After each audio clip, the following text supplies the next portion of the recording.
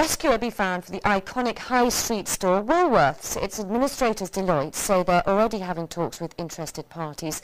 The retailer's 815 shops will stay open until after Christmas, but 30,000 jobs are at risk. Our business correspondent Emma Simpson has more. Open for business in Plymouth today, but for how long? The administrators are trying to keep the business going until a buyer can be found.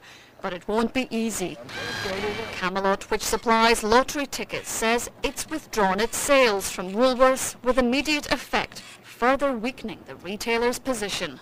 The administrators will be desperate for cash in order to keep the businesses running. I mean, one of the major points is who's going to pay for all the TV advertising that's so important to a retailer in the run-up to Christmas. As for the 25,000 employees, salaries will be paid tomorrow, but their future remains uncertain. For members working in stores, they're extremely concerned. And I think when you've got this vacuum where there's a lack of information coming, then it just makes a bad situation even worse. MFI has already announced 26 store closures. There wasn't enough money to pay the rent.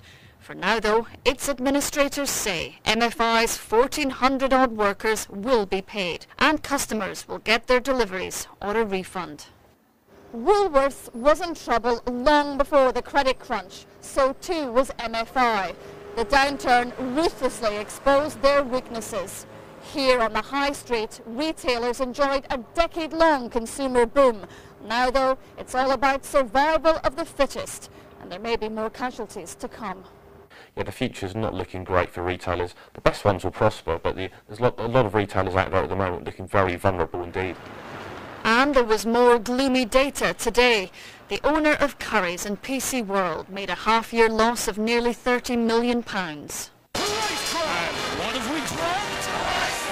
As for Woolies, the likely aim now to sell as much as they can in the critical run-up to Christmas. And if they start slashing prices, that'll hit other retailers who are already having to offer big discounts. Emma Simpson, BBC News. Well, our business editor Robert Peston is here. From today's news, it seems we are seeing major job losses now in the retail sector. That's absolutely right. It's hard to remember now, but what you've got to recall is that we had years and years and years of a boom, and that propped up a number of retailers that were intrinsically weak. Woolies was one of them. As you've heard from Emma, you know, it's inevitable there are now going to be thousands of job losses. What I found shocking about what happened to Woolies was the speed of the decline from September onwards, when the financial crisis got a lot worse. Sales at Woolies dropped off a cliff.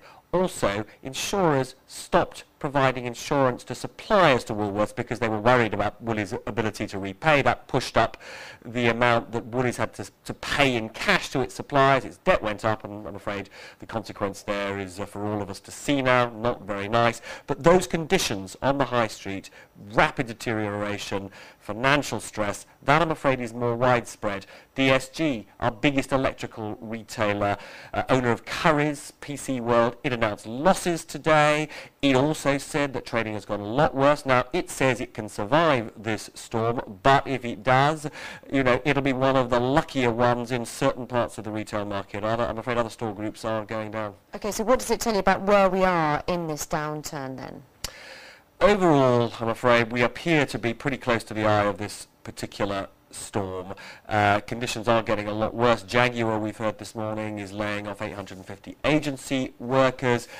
Frankly, every company that I talk to has got anxiety at the moment, and if they have big borrowings, they've got particular anxiety. They're almost all of them with big borrowings, talking to their banks about how they're going to manage through this difficult period. One little bit of perhaps slightly more encouraging news we got from the Nationwide today, a rate of drop in house prices not quite as severe as it has been, but I'm afraid most analysts, banks think the outlook for house prices is still pretty negative. It's a sort of tighten your safety belts, grip onto something, and we'll get through this, but it's going to be a rough ride. Okay, Robert, thank you. In Thailand, a state of emergency has been declared